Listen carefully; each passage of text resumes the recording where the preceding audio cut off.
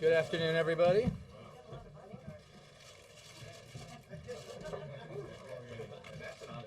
How's everybody doing today? Excellent. Good. Well, thank you very much. I'm glad to be here. I really appreciate the turnout.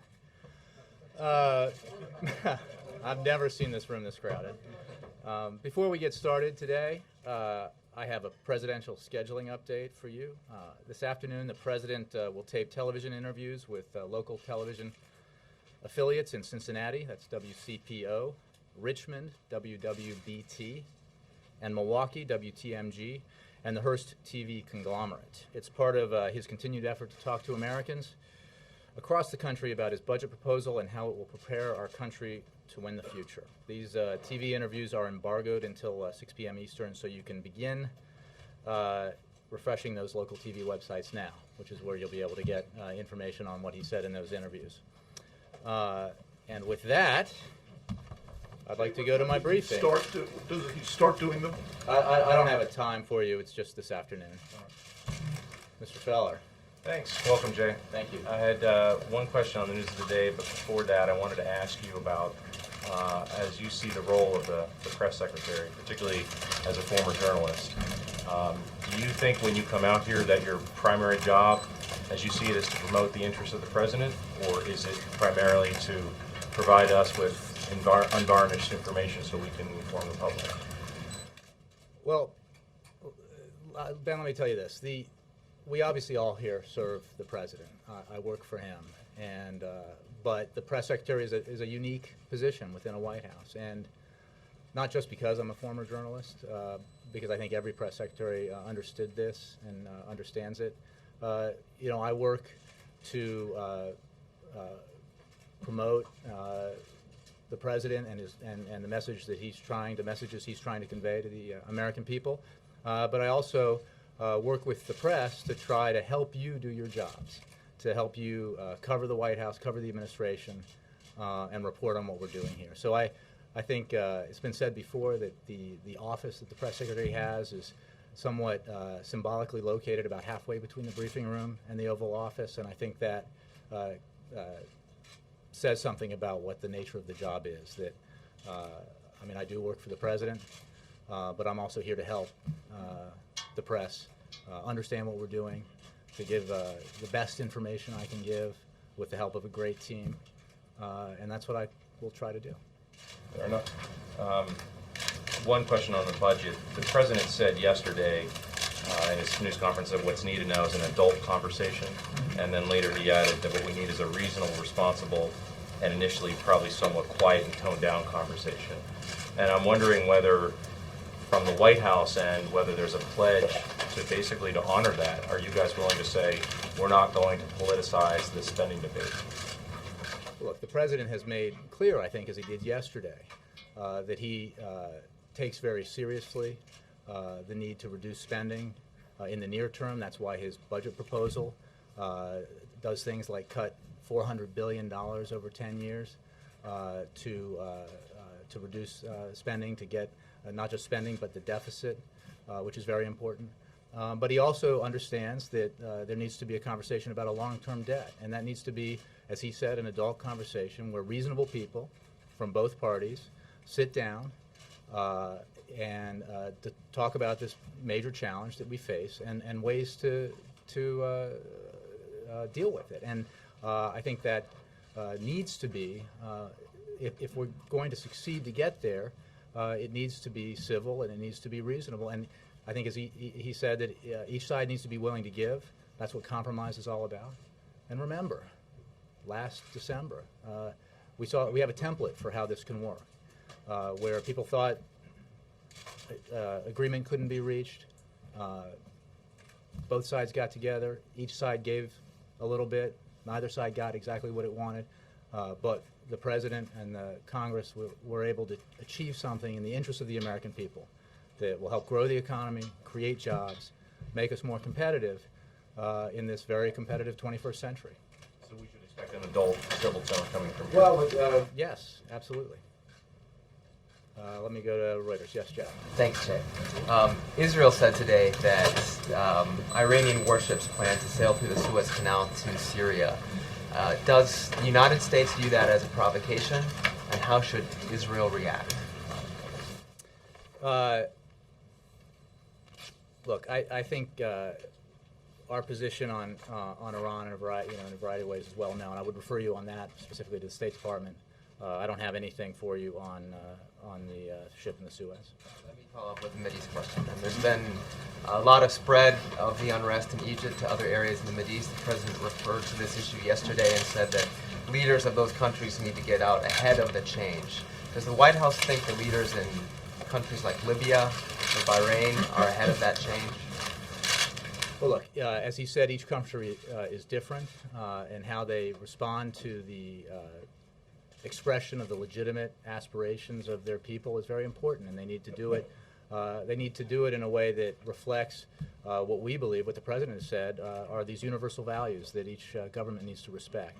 And those are freedom of expression, freedom of the press, freedom of movement, freedom of assembly, freedom of access to information, the internet in particular, and to respond to those demonstrations in a nonviolent way. We've called, as the president did in Egypt, and as we are doing now, we call on both sides in countries where these demonstrations are taking place to be nonviolent, and for the governments to be responsive. Thank you. Jay. Jay, welcome. Thank you.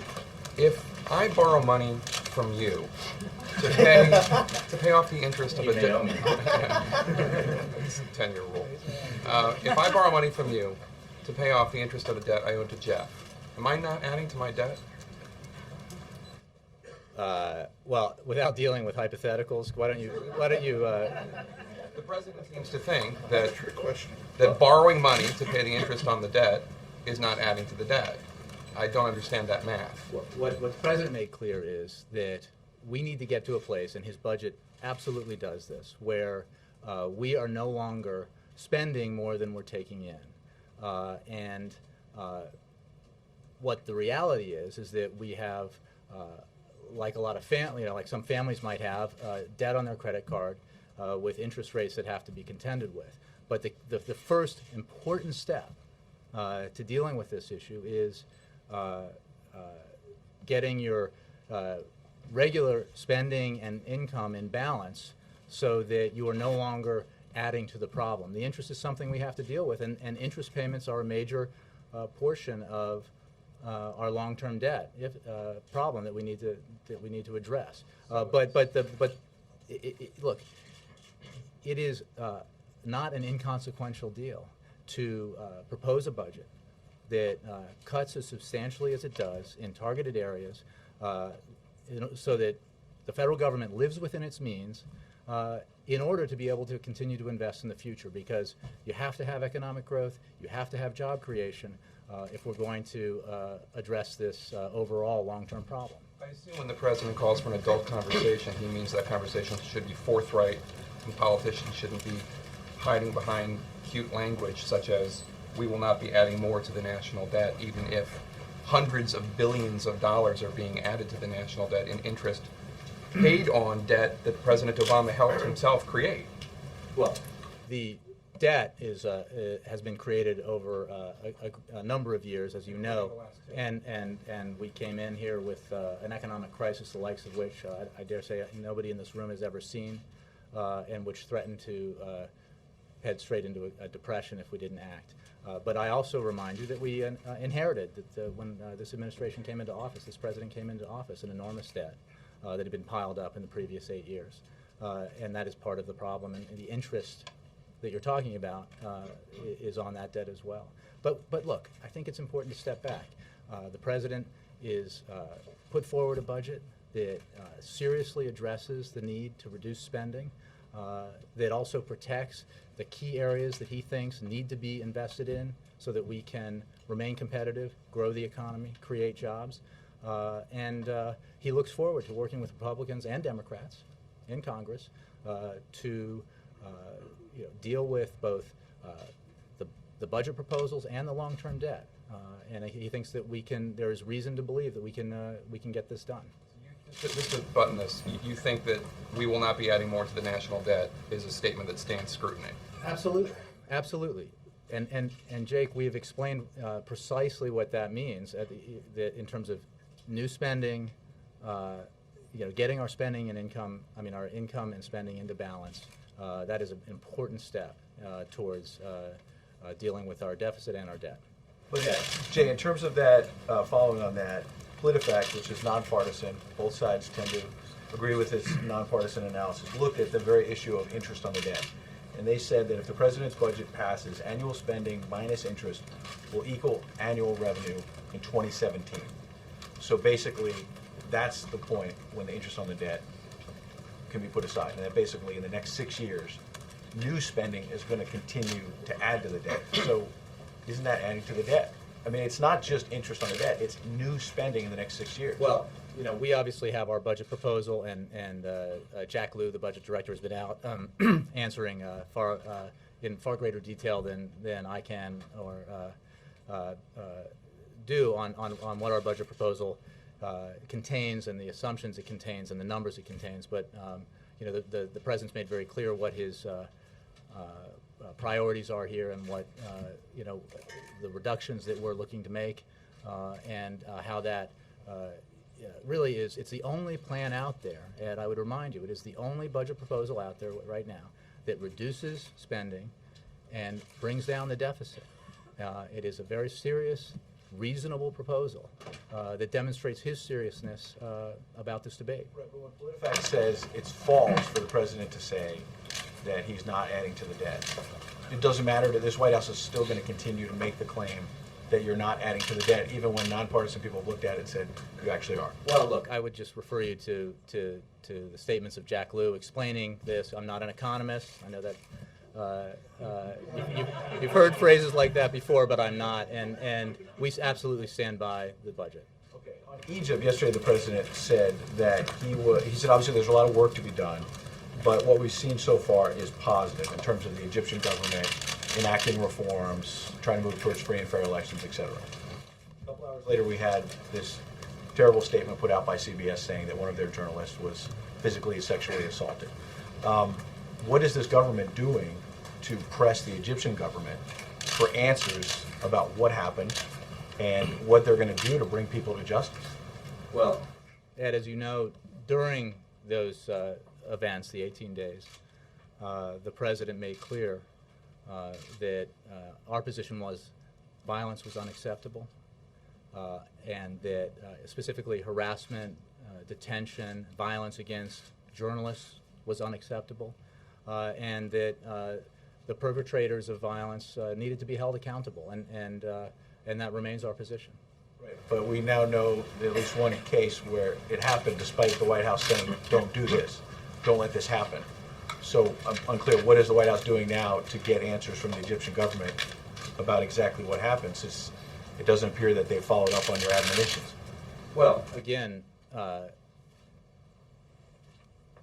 we have stated clearly what our position is, and we obviously have a lot of contacts with, through our embassy and elsewhere, with the current government, and we still believe that those responsible for these acts, and there were other, obviously there was other violence, need to be held accountable.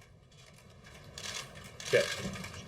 Another question on Egypt. Obviously there's an optimistic tone with elections looking like a real possibility at some point, but there are also a lot of critics who believe, or a lot of analysts of Egypt and Middle East policy who believe that these generals are going to get very comfortable with power. And that's going to create a real problem. And you're going to have, maybe not Mubarak too, but you're going to have something not far from it. What is the White House doing to make sure that doesn't happen? And does the president believe that, how concerned is the president if these generals are going to get comfortable with power and keep it that way? Well, look, there have been, Chip, a number of positive signs in the very few days since this transition in terms of the top leadership took place. But our position in terms of what needs to happen, the constitutional reforms, the lifting of the emergency law, the release of political prisoners, those positions still pertain. And obviously we are watching closely and advising and assisting where we can. But also, I would point to you that this is an Egyptian process.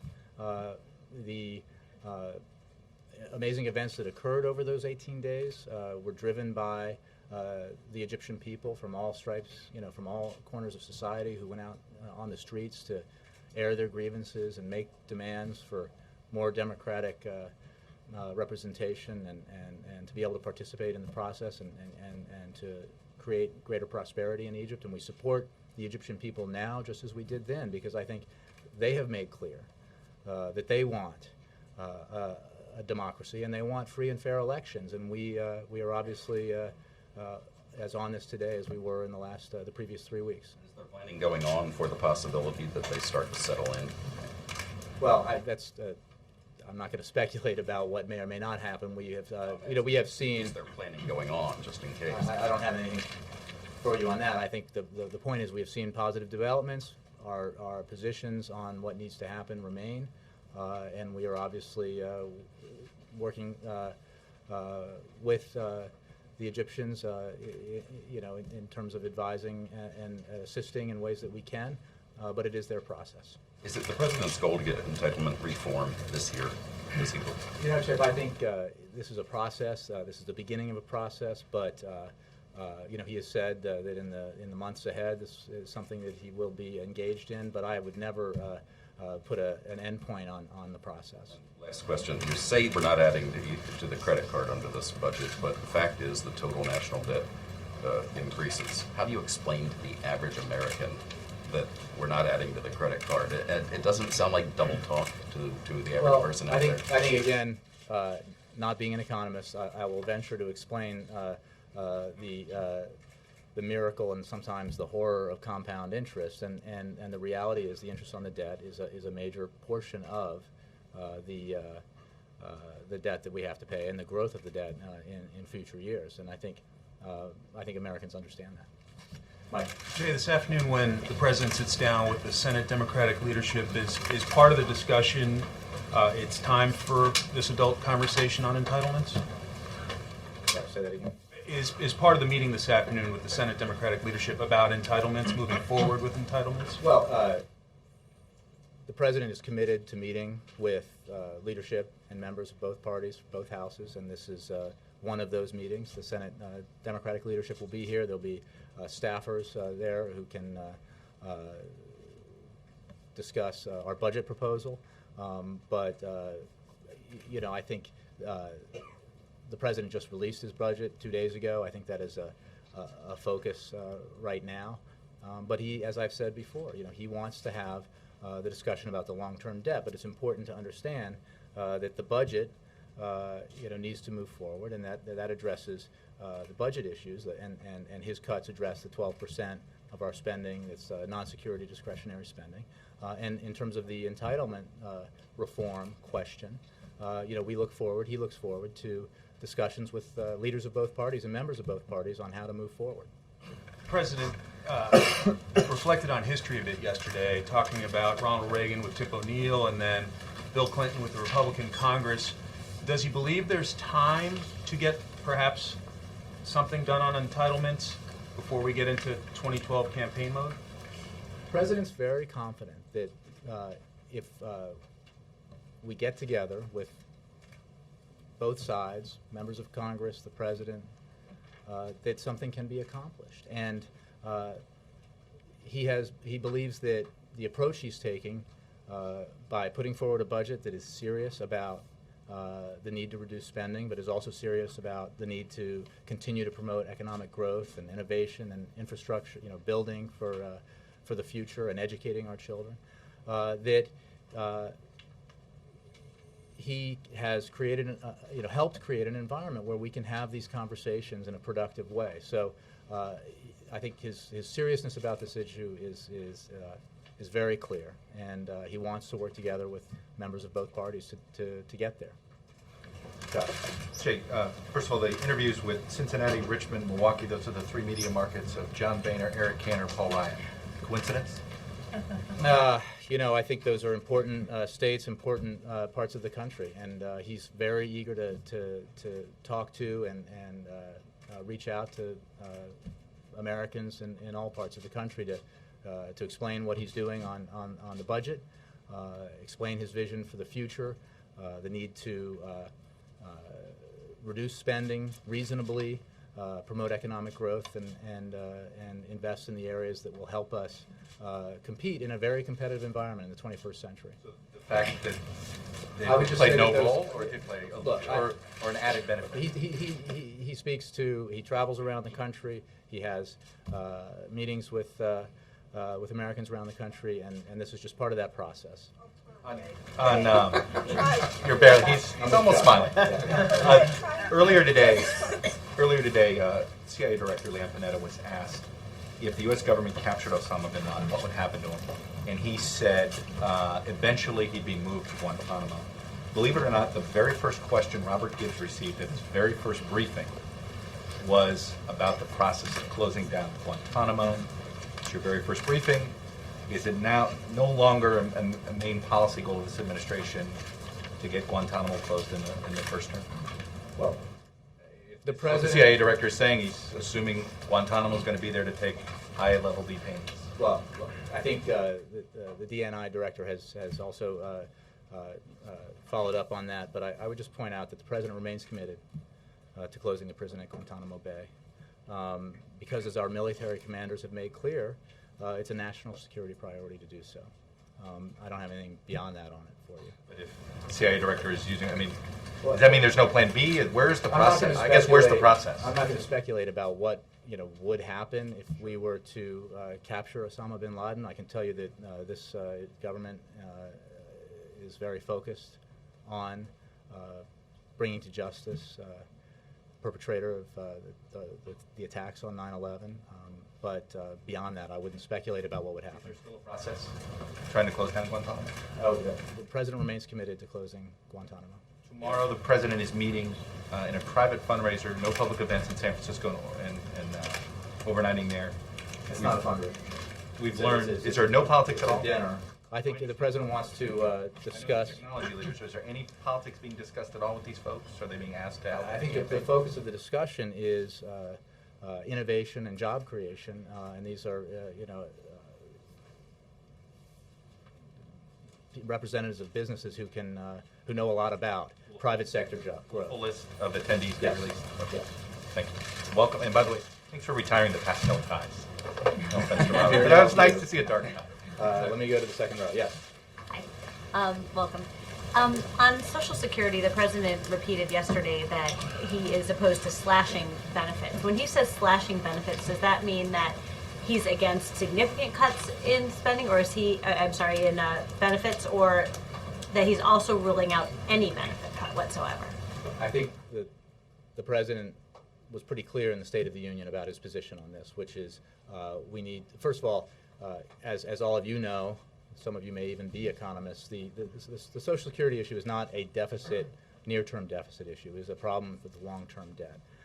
Secondly, that we do not, the president wants to protect current retirees. He does not want a solution that slashes benefits. And he wants to make it stronger and solvent for the future because it is an important element of the security for our seniors. Now, on the specifics, I'm not going to get into negotiating a Social Security solution from this podium, precisely because, as the president said yesterday and has said many times, we need to get together.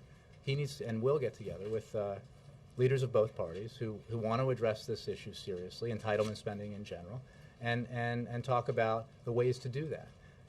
I'm just asking what he means by the word slash. It's his word. I think slash is a pretty vivid word. He's I'm not going to go beyond what the president said on what that means, but he would oppose any solution that slashes benefits. On the continuing resolution debate on Capitol Hill right now, is the White House position that we should just continue at level funding for the rest of this year and deal with spending cuts for next year, or could the White House accept some, albeit not the kind of cuts being proposed by the House, but would the White House be interested in some spending cuts this year? Similarly, I'm not going to negotiate the CR from here, but I would just like to say that this is the beginning of a process. The president believes we can work through it, and we haven't seen a formal proposal yet from Congress on the CR, and we'll wait to see what it is. But he he's enunciated his principles, and we'll let Congress, come together and create a product. So you don't have an opening position going into the conversations on the CR? Well, I think the president has made clear what his broad positions are, but we're looking to see where Congress goes with this. Mark. Jay, welcome. On the CR, is there worry here about a government shutdown after March 4th? Mark, I would say that it is our understanding that not only does the president not believe that the government shutdown is a good idea, but that leaders of Congress in both parties obviously want to avoid that, and we believe that we can work together to prevent that from happening. So, that's what we think. That's an important position to take. We think that we can get there and avoid a problem like that. And on the ambush of the ICE agents, what has President Obama been told about that, and what is the U.S. response? Well, the president's been fully informed on what happened in Mexico. And earlier this morning, the president called the parents of Special Agent Jaime Zapata to send his and Michelle's heartfelt condolences on the loss of their son yesterday. The president told them that no words could express the sadness of the loss of a loved one. Their son served our country admirably, the president said, and assured his parents that the entire country, the entire country was grateful for his selfless service and contributions to our nation. Now, you should know that the U.S. law enforcement agencies are working closely with Mexican authorities to investigate the shooting, and that the resources of the federal government are at the disposal of our Mexican partners in the investigation. And today, Secretary Napolitano and the Attorney General, Eric Holder, are formalizing a joint task force between the Department of Homeland Security and the Department of Justice that will leverage the investigative capabilities of both agencies to work with Mexico in tracking down the perpetrators. Can I follow up on that, please? Let me work through here, but I promise I'll get back to you. Go back to Suez real quick. Is the White House aware that Iranian gunships have plans to travel through the Suez? I'm going to refer you to the State Department on that. I don't have anything on that. Even on whether or not this has risen to the level of the White House? No, we're aware of it, but I refer you to State on that. Okay. So when you say we're aware, is the president aware? Yes. All right. And then in terms of the executives tomorrow, could we get? Are you going to give any other names out? We know Zuckerberg's going to be there. We'll release a list when we have it to give it to you. So I'm not going to name them from here. Given that Zuckerberg is there and Facebook has and did play a role in the revolutions in North Africa, do you expect this to be a topic, or is it more focused on domestic innovation ideas? I think it's the purpose of the discussion is on innovation. Obviously other topics could come up. Mara? Welcome, Jay. Thank you.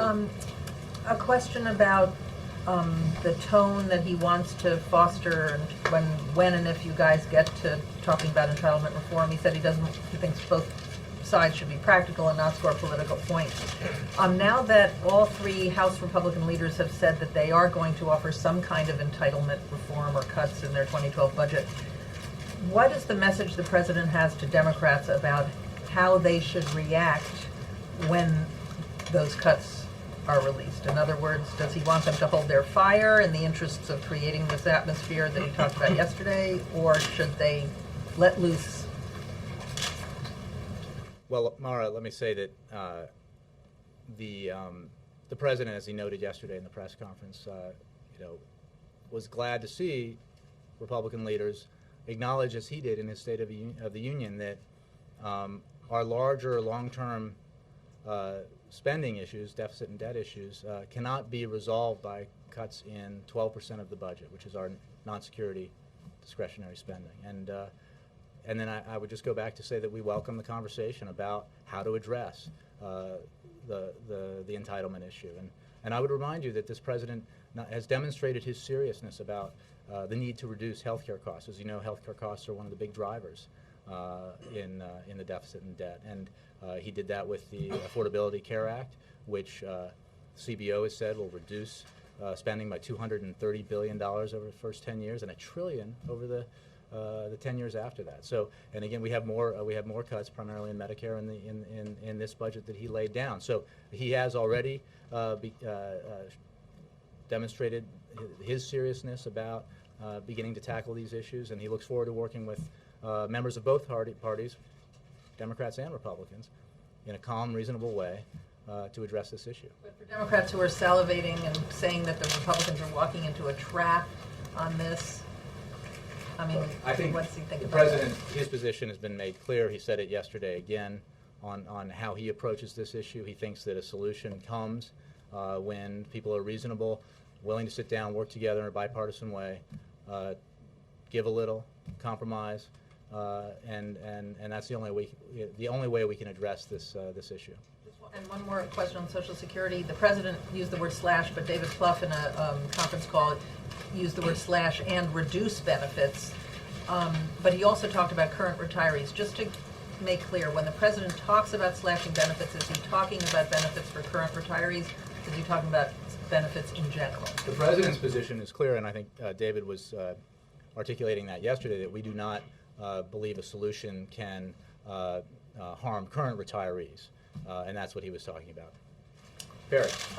Jade, in the 2008 campaign, the president was so committed to transparency and openness in the process, he said he'd have the health care negotiations on C-SPAN. Can you explain, yesterday he said the Social Security negotiations had to be in private, otherwise they couldn't be effective. Can you explain why the difference in transparency is health care less, I don't know, can you reconcile those missions? Why one is in private, one should be on C-SPAN, every part of the process?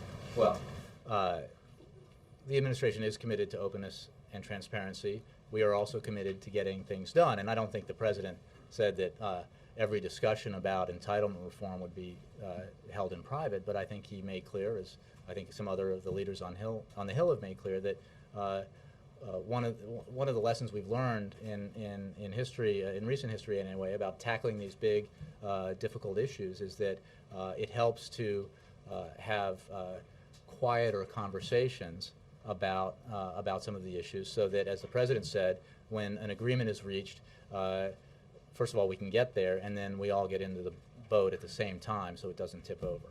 That's the opposite of what the president said about the health care negotiations on C-SPAN. He said he regretted that he hadn't been more open about that after the shellacking. Well, but like I said, Jake, we're not saying that every discussion about the longer-term debt that they had been open. But we're talking now about the entitlement issue, and we're not saying that every discussion will be in public or private. We're just saying that the president is committing to getting something done, and I think that's what the American people expect and want him to do. And there are ways to do that when we're talking about these difficult issues, and obviously holding meetings and having conversations with members of Congress is one of those. Let me move on here. Yes. Jake, what's not clear to me is why these adult discussions can't start now. Why do you have to wait until? Well, I don't know. What exactly are you waiting for? The president made the point yesterday that there's we understand the urgency. We understand that people want a solution now. But this is a big issue. This is a hard nut to crack, and we're at the beginning of a process in terms of this stage of the process. But as he pointed out yesterday, the Deficit Commission, which he appointed, really helped change the conversation and created a framework for discussion going forward. So, I mean, this process has already begun. The process began, as I said, when the president addressed soaring health care costs in the Affordable Care Act. It's present again in the way he addresses additional health care costs in his budget. It's present in the Deficit Commission that he created. And the conversations, there's not a start date or an end date that I'm going to announce from here. The conversations are happening, and they will continue to happen. Convening a meeting, let's say, on it, in the very, very near future, he does leave the impression that he is waiting for the other side to, for example, come across with their budget plan and their proposals on, and they get in the boat first. I think everyone needs to move forward, and the president, I think, has discussed this. I know he has very clearly about what his position is,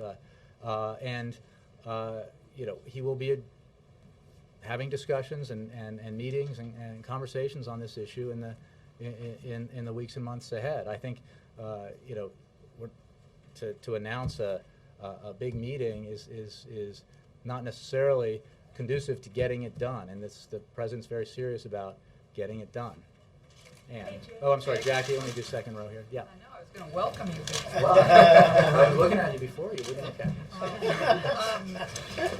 When the president said yesterday that there were months of discussions ahead, could you say exactly what he means? Was it sort of the informal, the lunch here and the phone call there, or does he foresee something more structured? And in terms of talking about months, is that sort of follows up on the last question, but is that going to come at the end of the congressional budget process, which could be as late as post-October? I don't think, again, with the goal of addressing this in a serious way, that there's a timetable that he or I or anyone else here wants to announce. I think that the conversation, he looks forward to having these conversations, and the overall process, as I just pointed out, has begun, and it will continue in the weeks and months ahead. Hi, Jay. Welcome. A couple of very short questions. How often should a president have a news conference? Seriously. I don't think there's a hard and fast rule. I think President gave a press conference yesterday. He's given press conferences over the course of his time in office, and will continue to do so. How about events like cabinet meetings, which used to traditionally be open to some kind of media coverage? Will those be open in the future? Well, there are no hard and fast rules, and I mean, I think that we're committed to providing access, and we're also committed to getting the work done here that the American people expect us to get done. But let me just say, I mean, I understand where you come from, literally, and I want to work with you and all of you to get the access that we can give and that you need. How often do you think you'll brief? 5 days a week?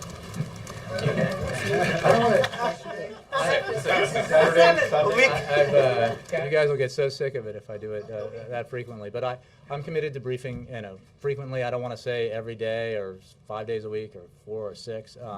But I've had some discussions with the Correspondents Association about my plans going forward, and I just want it to be to evolve. I don't have a new plan to lay on the table about how we're going to do this. I want to see how it works. But I'm eager to work with all of you to make it as productive for us and for you as possible. Do you have a preference on which member of the cast of Saturday Night Live plays you this weekend? God forbid that anyone does. Christy. Jay, does the president... Got me. Jay, does the president want to see the provisions of the Patriot Act extended? As you know, it's our position that it would be helpful to extend that for 2 years. We're working with Congress to see what we can get done, but the answer is yes. Does it need to be dialed back in any way, any provision? Well, look, I mean, with the I think what we said is with the with the necessary provisions in there and precautions that safeguards, but we believe it should be extended. So the president believes that civil liberties are adequately safeguarded. The act is currently written. I think his position on this has been pretty clear. It hasn't changed. We do want it extended, and 2 years would be useful, we think, so that there's certainty in the community going forward. Yeah. Welcome. I'd like to bludgeon you with another comment that the president has repeatedly made, which is that he's the adult, that he doesn't want to kick these cans down the road in terms of entitlement reform. This is the big enchilada. I don't think he said big enchilada.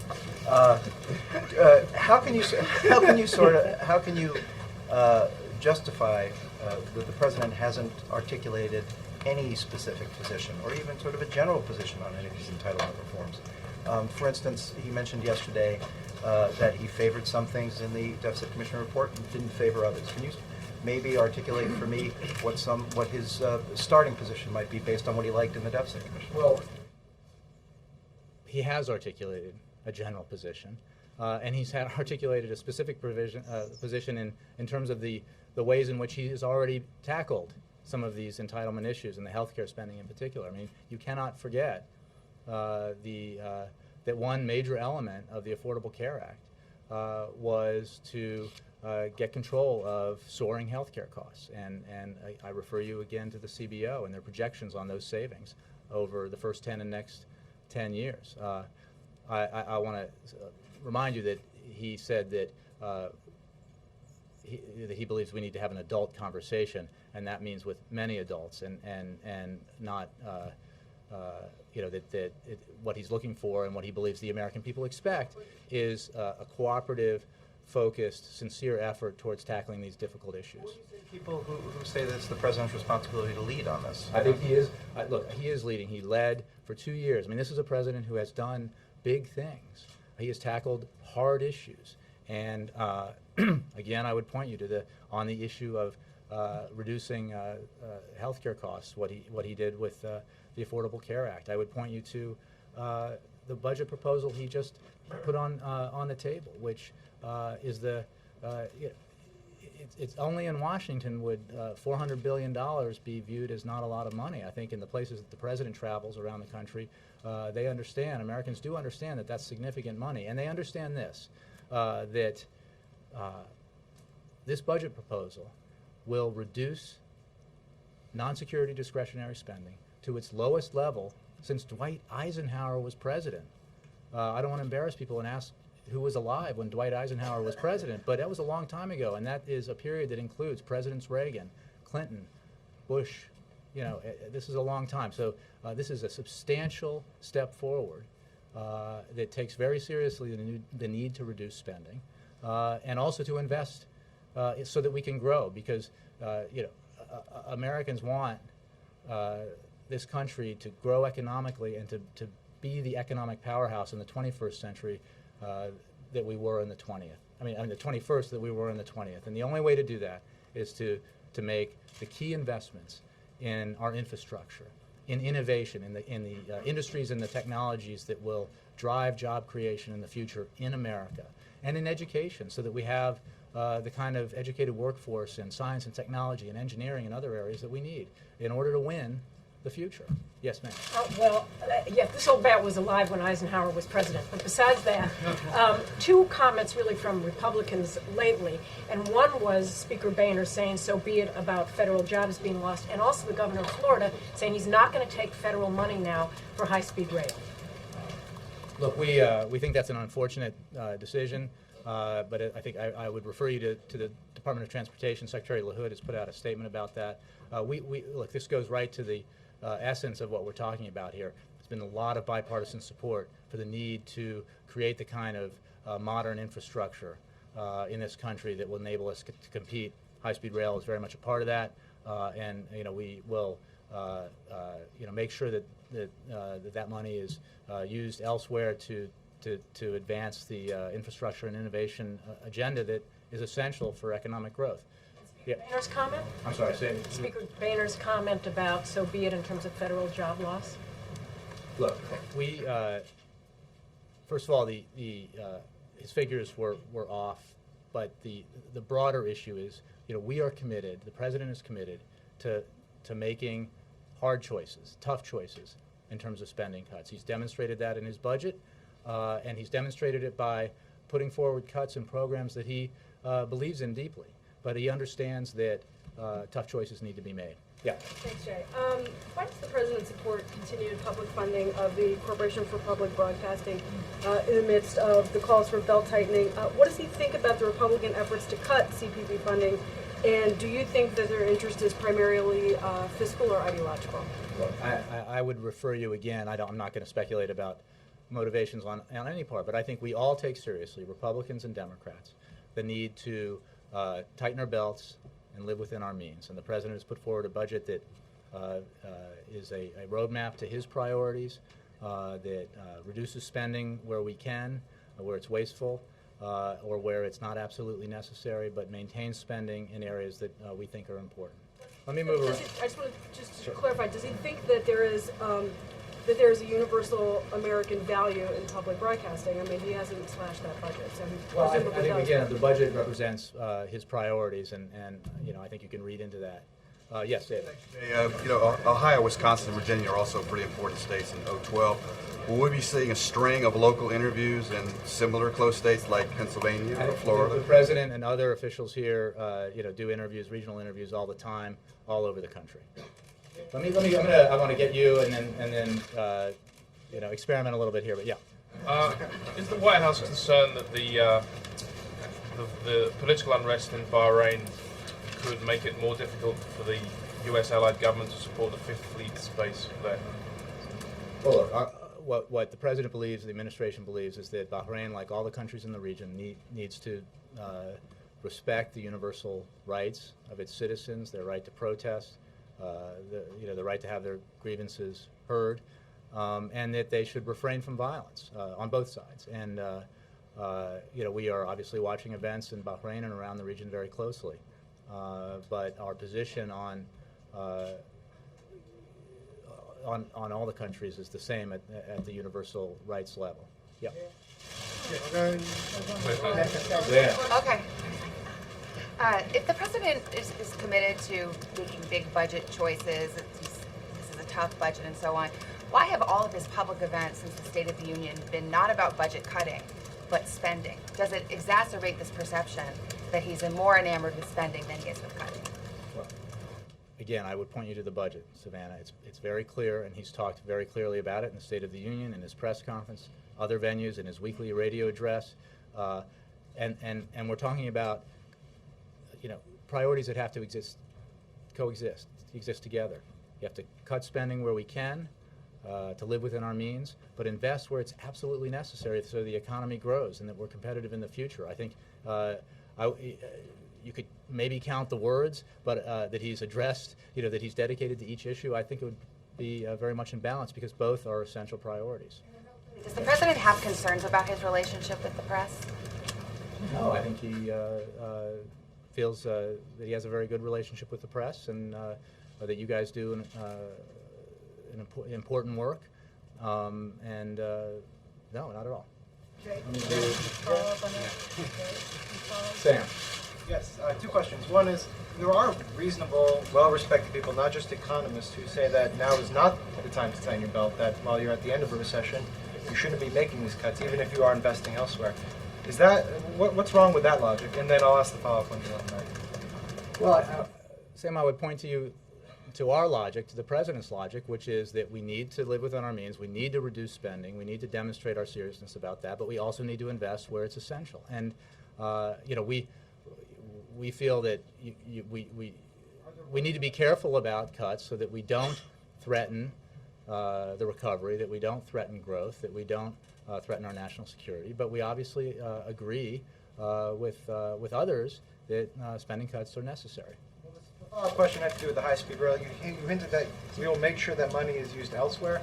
Are you talking about the federal money that has been allocated for Florida, sending it to another state, or is that? Well, I refer you to the Department of Transportation, but look, we believe that the money that was allocated for high-speed rail as part of the Recovery Act is essential to the infrastructure agenda that this president has. Spent, regardless. I think that, again, it's part of the president's priorities, and he believes it's essential both to creating infrastructure that allows us to compete in the 20th century. I've heard some other countries are very advanced in high-speed rail. We need to be. He believes that, and it's also an important job creator. Yes, that's what I would take. Do you think this incident of the attack to the two federal agents will have any negative effect in the bilateral relationship, as it happened in '95 with the killing of the DEA agent Enrique Camarena? Look, we are very supportive of the Mexican government, and my answer to that is no. I don't recognize all of you, so I can't call all of you all of you by name. But test real quick. Yeah. Did the president have any words of wisdom, or did he wish you luck before he came out here today? I spoke with him a couple of times this morning, and yes, he wished me luck. Jay, follow up on that, Jay? I mean, Not a follow-up on about that. me, but yeah. Yeah, Jay, the president said yesterday that Washington is impatient. Congressional Democrats and Congress generally failed to pass a budget last year, and now we're just a couple days before the CR. So is the press impatient, or does the president need to lean harder on Congress, and will he do that in the leaders' meeting? Look, he will have these discussions in his meetings today about the need to move forward on all these issues. But and I think that the impatience is not just the press. It's every, we all, he understands that, when there's a big problem out there that everyone agrees needs to be solved, that there's an eagerness to solve it yesterday. But there is a process here. And, he mentioned Egypt. Big things can happen in 3 weeks. I'm not saying that this will happen in 3 weeks, but I think that you need to let those discussions happen. He has clearly articulated his positions on both in his budget and on how he believes the discussions about the long-term debt issue need to proceed, and he'll follow those. David. Thank you, James. Welcome. The president's response to the Republican spending cuts seems to be a little muted. I mean, these cuts would be in the SEC, the FBI, climate change, global health, and he hasn't really seemed to go after it as a package and to have sort of a political, philosophical discussion with Republicans about their view of government versus his, focusing more on entitlement reform than these spending cuts. Why is that? Well, I disagree with that. I mean, I think that, first of all, this is the beginning of a process.